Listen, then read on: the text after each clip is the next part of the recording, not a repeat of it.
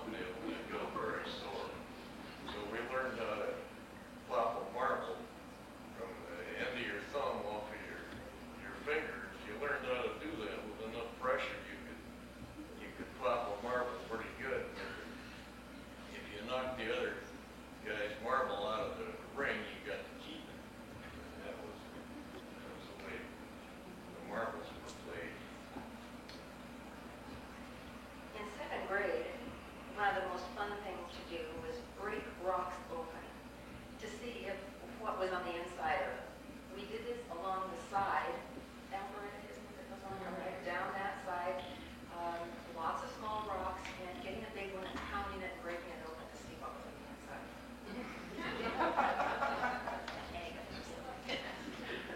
Well, I can remember two games of marbles. One was a big circle, and the other was a line about 8 feet away, just a line, and then a little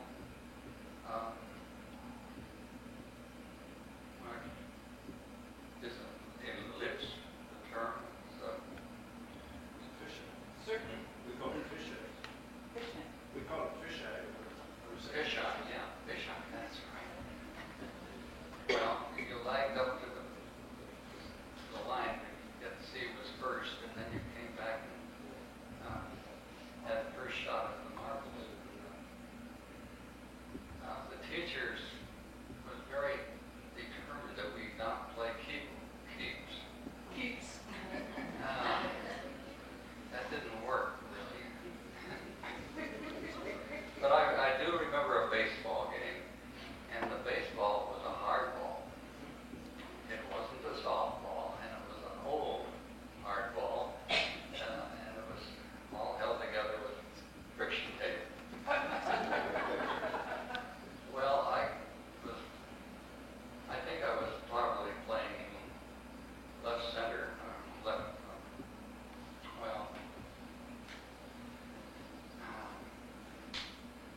can't think of the name, but it doesn't matter because there were more kids than there were positions on the team. But I had the leather glove in this hand and the bare hand here, and a ball was hit hard, and it came at me on this side. I stuck out my hand, I got it, and I kept it.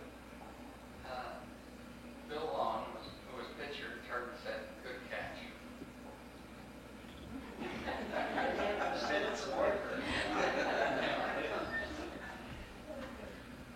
We used to play Foursquare, and out in, I guess, where the gym is now, it used to be all cinder field, and that's where we would play soccer. And if you went down on the ground, you usually left, part of your leg and some of your pants there. And a lot of times on the old gym, it had a flat roof, and with those rubber balls you played Foursquare with, they'd end up on the roof. And they were gone until all the teachers left for the evening, and all the neighborhood kids who knew how to get up on the roof would go and get them. And all of a sudden they'd have a lot of balls. I remember the soccer field, looked at that. I was at the park, like the soccer field is where the parking lot is now. I caught a ball on the end of my finger, and I've still got a broken finger.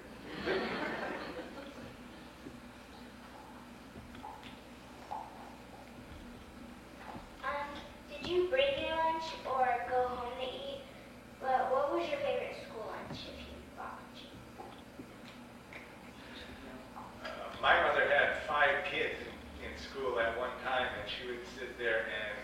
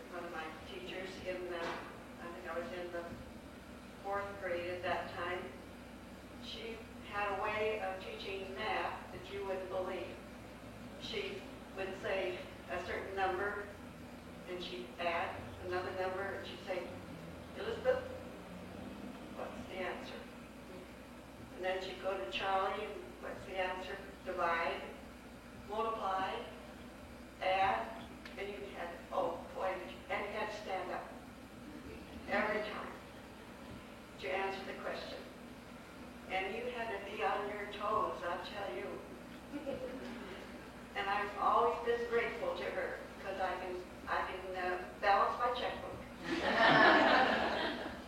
Well, I remember both of the triplers. I was there, and Marion Tripler was the daughter of Emma Tripler, and Emma Tripler was the principal. I was in the fifth, sixth grade. Those were the grades that Emma Tripler taught, and Marion taught the third grade. There was other teachers for some of the other grades. But we had, like you said, we had history and spelling, and we had something called language, which was something similar to preliminary English, where you would learn new words and how to put them together. We had spelling and geography. I remember the geography real well because we had to learn the states in each capital